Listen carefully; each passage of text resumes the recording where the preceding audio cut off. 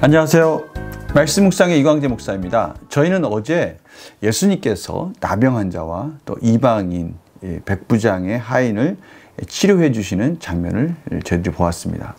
예수님이 이제 이 땅에 오신 목적, 죄로부터 자유와 또 우리의 고통을 해방시켜 주시는 구원자로 오셨다는 것을 확인시켜 주는 장면이었습니다. 그런데 예수님의 치료가 그 당시에 사회적으로 소외된 사람들을 향한 또 하나님의 사랑의 메시지가 숨어 있다는 것을 저희들이 발견했습니다. 나병 환자, 사회적으로 종교적으로 완전히 성 밖에서 살아있으나 죽은 자와 같은 그러한 삶을 사는 한 가련한 환자를 치료해 주시는 예수님의 모습, 또 당시 유대인들이 그렇게 싫어하는 그 이방인, 그 백부장의 하인을 치료해 주시는 그 예수님의 모습, 이방인이면서 또 이방인의 지도자이면서도 또 그의 하인, 참으로 어떻게 저런 사람을 예수님이 치료해 주실까라고 생각할 수 있는 그러한 위치에 있는 사람을 치료해 주시는 것을 보았습니다. 오늘은요, 또 한 여인을 치료해 주시는 장면을 보게 됩니다. 제가 서두에 말씀드렸지만 이제 세 가지 기적이 나오고요. 그 다음에 이제 제자도에 대한 부분이 이어집니다. 오늘 그 부분까지 같이 보도록 하겠습니다. 제가 기도하고 시작하겠습니다. 하나님 아버지 감사합니다. 저희들 삶 속에서는 늘 하나님의 은혜가 있고 예수 그리스도의 사랑이 흘러가고 있다는 것을 깨닫게 됩니다. 오늘도 말씀을 통해서 또 그 부분을 확인하게 되고 또 그 부분을 통해서 또 하나님을 의지함으로 승리한 삶으로 나아가고자 합니다. 성령님, 말씀을 조명하여 주시고 깨닫게 하여 주시옵소서. 감사드리며 예수님의 이름으로 기도드립니다. 아멘. 제가 마태복음 8장 14절에서 22절 말씀을 봉독해 드리도록 하겠습니다. 예수께서 베드로의 집에 들어가사 그의 장모가 열병으로 앓아 누운 것을 보시고 그의 손을 만지시니 열병이 떠나가고 여인이 일어나서 예수께 수종들더라.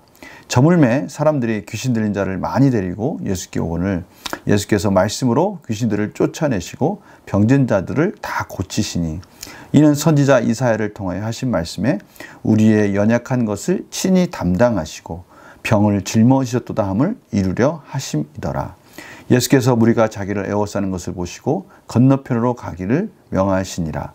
한 서기관이 나와 예수께 아뢰되 선생님이여 어디로 가시든지 저는 따르리이다. 예수께서 이르시되 여우도 굴이 있고 공중에 새도 거처가 있으되 인자는 머리 둘 곳이 없다 하시더라. 제자 중에서 또 한 사람이 이르되 주여 내가 먼저 가서 내 아버지를 장사하게 허락하옵소서. 예수께서 이르시되 죽은 자들이 그들의 죽은 자들을 장사하게 하고 너는 나를 따르라 하시니라. 아멘. 오늘 본문에서 예수님께서 베드로의 집에 들어가는 장면이 나옵니다. 그런데 베드로의 집에 들어가니까요, 그 장모가 같이 살았나 봅니다. 베드로는 결혼을 했습니다. 베드로의 장모가 같이 살고 있었는데 열병으로 앓아 누운 것을 보십니다. 특별히 고쳐달란 말을 하지 않았지만 이 여인의 그 아픈 모습을 보시고 예수님께서 나병 환자의 손을 대시고 고치듯이 그 여인에게 손을 만지시며 그 열병을 치료해 주십니다. 이 당시에 이 병이 든 자에게 손을 댄다는 것은 금기시했던 그런 일들입니다. 그러나 예수님은 친히 사랑으로 그 모든 환자들을 가슴으로 안았다는 것을 이 표현을 통해서 직접 보여주시고 계십니다. 이러한 모습 속에서 많은 자들이 그 해가 저물었을 때 일과를 마치고 예수님께 찾아옵니다. 귀신 들린 자들도 오고요. 또 병든 자들도 다 옵니다. 예수님께서는 그들을 모두 귀신들은 물리치시고 병든 자들을 치료해 주시는 장면을 봅니다. 이 장면을 통해서 예수님이 이 땅에 오셔서 하나님 나라를 세워가고 계시는 하나님의 통치가 이루어지고 있는 것을 친히 보여주고 계시는 것을 저희들은 확인할 수 있는 것이죠. 이 말씀을 마태는 이렇게 표현합니다. 17절에 이는 선지자 이사야를 통하여 하신 말씀에 우리의 연약한 것을 친히 담당하시고 병을 짊어지셨도다 함을 이루려 하심이로라. 이루려 하심이로라. 예수님께서 이 땅에 말씀 되신 예수님이 오셔서 이제 구약의 말씀을 직접 이 땅에 오셔서 이루어 가시고 계시다라는 것을 말씀하시는 것이죠. 여기서 이사야를 통하여 하신 말씀, 이것은 이사야 53장의 고난의 종에 대한 부분입니다. 예수님께서 이 땅에 오셔서 긍휼한 마음으로 병든 자들을, 또 죄 가운데 힘들어하고 있는 귀신 들린 자들을 직접 치료하시고, 이제는 그 병들을, 그 모든 죄값들을 짊어지시고 십자가의 길을 가신다라는 것을 지금 설명하고 계십니다. 그것이 하나님의 말씀을 이루려 하심이다라고 말씀하고 계시는 것이죠. 이러한 과정에서 예수님께서 오늘 무리가 자기를 에워싸는 것을 보시고 건너편으로 가기를 명한다라고 말씀하시는데요. 이제 서쪽에서 동쪽 이방인의 땅으로 가자고 말씀하시는 것이죠. 그때 한 서기관이 나와 예수님께 나와서 이렇게 말합니다. 어디로 가시든지 저는 따르리이다. 이 서기관은 당시에 하나님의 말씀을 기록하는 자인데요. 이런 말씀을 단순히 기록하는 정도가 아니라, 말씀을 기록할 때는 말씀에 대한 지식이 있어야 된다는 것을 알 수 있으니까요. 이 서기관은 율법학자입니다. 이 율법학자가 예수님께 나와서 예수님의 가르침을 배우고 싶어 하는 것이죠. 그런데요, 예수님은 이 서기관의 마음을 읽고 계셨습니다. 예수님께서 이렇게 말씀하십니다. 예수께서 이르시되 여우도 굴이 있고 공중에 새도 거처가 있으되 인자는 멀들 곳이 없다. 이 인자라는 표현은요, 다니엘서 7장 13절에 나오는 The Son of Man 해서요, 그 인자라고 말씀하시는 것입니다. 구름을 타시고 내려오는 그 인자를 말씀하시는 거예요. 이것은 신적인 존재를 말씀하시는데요. 이 하나님의 아들이시면서 이 땅에 오신 예수 그리스도, 그는 참으로 많은 사역 가운데 사람들에게 존경을 받는 것이 아니라 멀들 곳이 없는 참으로 힘든 삶을 산다라는 것을 가르쳐주고 있는 것이죠. 어떻게 보면 서기관이 예수님께 나온 그 이유는 예수님으로부터, 예수님이 많은 율법적 지식을 가지고 있다는 것을 알기 때문에 그 율법적 지식을 배워서 자신의 유익을 위해서 쓰려고 하는 그런 의도를 주님은 아셨던 것이죠. 그러나 주님의 삶은, 주님이 가시는 그 길은 그렇게 평탄한 길이 아니다라는 것을 말씀해 주고 있습니다. 또한 제자 중 한 사람이 나옵니다. 그러면서 내 아버지를 장사하기 허락하옵소서라고 말씀합니다. 그래서 장사하기 허락해달라, 이 말은 돌아가셨는지, 죽지 않고 있었을 때 그 죽는 과정까지, 임종까지 볼 수 있도록 허락해달라라는 뜻인지는 모르겠지만, 여하튼 아버님의 죽음에 대한 그런 부분을 마무리 짓고 따라가겠습니다. 그렇게 가족의 도리를 다 하겠다라고 말씀하십니다. 그때 주님께서 놀라운 말씀을 하시죠. 예수께서 이르시되 죽은 자들이 그들의 죽은 자들을 장세하게 하고 너는 나를 따르라. 이 부분을 오해하면 안 됩니다. 예수님을 따를 때 가족들을 외면하라, 이런 뜻이 아니라, 예수님은 항상 그 말씀 중에 가족에 대한 소중함을 말씀하시거든요. 오늘 이 부분은 예수님이 복음을 전하시는 예수님의 하나님 나라의 사역, 그 길을 따라가는 것은 무엇보다도 가장 최우선시 되어야 된다라는 그 우선순위를 분명하게 지금 말씀하시고 있는 장면이라는 것을 저희들이 알 수가 있습니다. 오늘 말씀을 통해서 이 제자로 산다는 것, 하나님의 자녀로 산다는 것은 그렇게 저희들이 생각할 때 많은 그 종교인들이 생각하는 것처럼 이용하는, 어떻게 보면은 하나님을 이용해서 내가 원하는 대로 잘 살다가 힘들고 어려울 때마다 이렇게 하나님을 찾아서 그 하나님을 하나의 우상으로 섬기는 삶이 아니라 나의 모든 초점을 하나님께 맞추는 삶이라는 것을 다시 한번 말씀하시면서, 따라서 그 삶에 있어서 때로는 어려움이 올 수 있다는 것, 힘든 그러한 고난의 과정이 있다는 것, 이것을 기억해야 된다라고 이렇게 말씀하시는 것이죠. 우리 문제를 풀어가면서 삶의 적용으로 한번 더 한 단계 들어가 보도록 하겠습니다. 연구와 묵상 질문입니다. 예수님께서는 자신을 따르려는 두 사람의 말에 각각 어떻게 대답하십니까? 20절, 22절이죠. 인자는 멀들 곳이 없다. 하나님의 아들 예수 그리스도, 그 인자가 가는 그 길에는 고난이 있다라고 말씀하시는 것이죠. 그리고 22절에는 또 뭐라고 말씀하십니까? 죽은 자들이 그들의 죽은 자들을 장사하게 하고, 이 말은 영적으로 죽은 자들이 육적으로 죽은 자들을 마무리 장사짓게 해라. 그리고 예수님을 따라서 영혼을 살리는 일을 가장 우선시해야 된다. 나를 따르라 라고 그렇게 말씀하신 장면을 저희들이 보게 됩니다. 느낀 점을 한번 볼까요?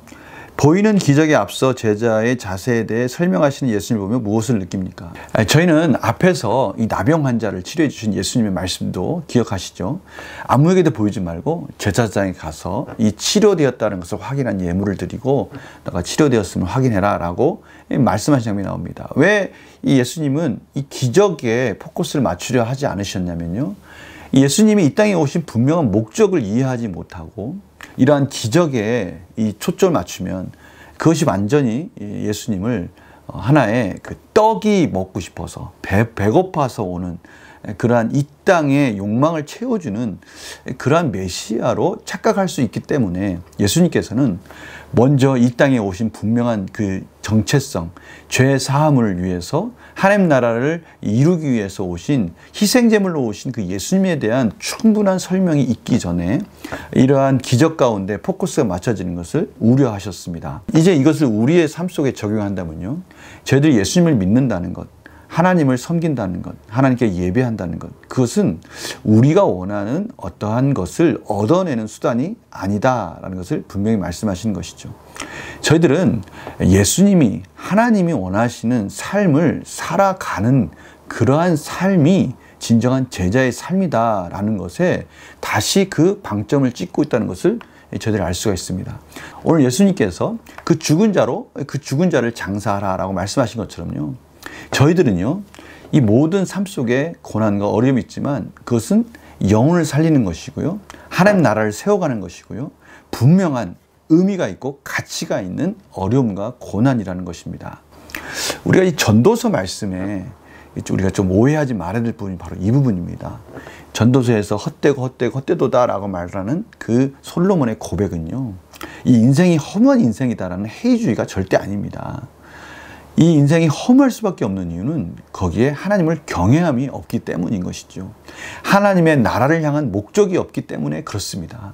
그러나 그 인생 속에 하나님을 경외함이 있고요, 하나님의 나라를 향한 분명한 목적이 있다면 우리의 인생은 하나도 허무한 것이 없습니다.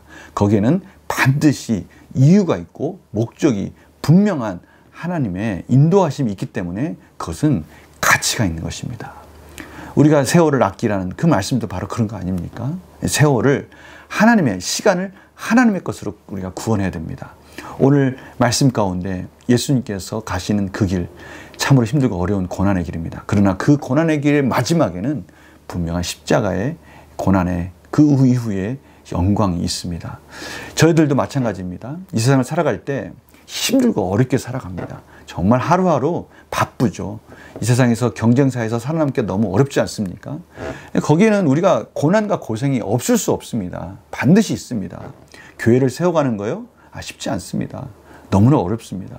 교회를 바르게 하나님 뜻 가운데 헌신하면서 나아가는 거 정말 어렵습니다.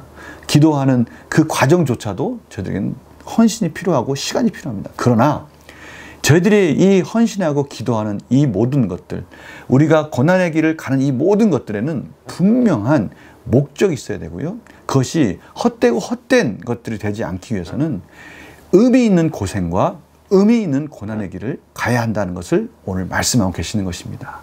그래서요, 내가 주님의 제자로 사는데 가장 큰 장애물이 되는 것은 무엇입니까? 여기서 장애물이라는 것은 고난의 이유가 되겠죠. 내가 힘들고 어려운 이유가 될 것입니다. 내 삶의 우선순위를 바르게 세우고 주님을 따르기 위해 무엇을 결단하겠습니까? 그렇다면 우리가 힘들고 어려운 그 고난의 여정 속에 다시 한번 우리가 우선순위를 세워야 될 것이 있습니다. 그것은 뭡니까? 이 고난과 이 고통이, 어떻게 보면 이 헌신이 무엇을 위한 것인지에 대한 바른 질서를 다시 세워야 됩니다. 왜 고난을 받고 있는지, 왜 힘든 이 인생을 살고 있는지, 힘들게 직장에서 일을 하고 있고 사업을 하시는 분들이라면 이 힘들고 사업을 하는 이 이유가 무엇인지, 이거에 대한 우선순위를 바로 세우지 않으면요, 우리가 이게 힘들고 어렵게 사는 이 인생이 정말 허무하게 끝날 수가 있습니다. 그러나 이 힘들고 어려운 이 사업을 하든 직장에서 일하든 관계 속에서 교회 속에서 무슨 헌신을 하든 간에 참으로 어쩔 때는 이 육체적으로 너무 힘들어서 포기하고 싶을 때도 있지 않습니까? 그러나 포기할 수 없는 이유, 그것은 하나님의 나라를 세워가기 때문입니다. 하나님 원하시는, 하나님 기뻐하시는, 언젠가는 이루어 주실 그 십자가의 영광, 예수 그리스도께서 우리에게 주신 놀라운 그 복된 인생의 의미를 깨달을 날, 그날을 바라보면서 나아가는 거 아니겠습니까? 이 우선순위를 바로 세울 때 저희들이 오늘 하루도 살아갈 수 있는 힘을 얻을 수가 있고요. 하나님이 저희와 동행해 주신다는 것을 깨닫게 될 것입니다. 오늘 말씀을 통해서 다시 한번 우리의 우선순위를 바로 세우고 우리가 왜 헌신하고 우리가 힘든 여정의 길을 가는지를 다시 한번 확인하는 그런 복된 시간이 되었으면 합니다. 제가 기도하고 마치겠습니다. 하나님 아버지 감사합니다. 오늘도 예수님께서 참으로 이 땅에 오셔서 구원의 은혜를 베풀어 주시면서 다시 한번 하나님의 제자로서의 삶이 어떤 희생과 헌신이 따른지를 가르쳐 주시는 장면을 보게 됩니다. 저희들의 인생이 참으로 힘들고 어렵지만 의미 있는 헌신, 의미 있는 고난의 길이 될 수 있도록 저희들의 우선순위를 바로 세워가게 하여 주시옵시고 다시 한번 우리의 이 모든 헌신과 이 고난의 여정 속에서 흔들림없는 믿음으로 승리하도록 인도하여 주시옵소서. 감사드리며 예수님의 이름으로 기도드립니다. 아멘. 오늘도 어떠한 삶이 저희들을 기다리고 있을지 참으로 기대되는 하루입니다. 그러나 저희들의 의미와 목적, 이 땅에서 하나님 나라를 세워가는 분명한 우선순위를 가지고 간다면 그곳에 놀라운 승리와 위로가 있을 줄 믿습니다. 내일 또 뵙겠습니다. 안녕히 계세요.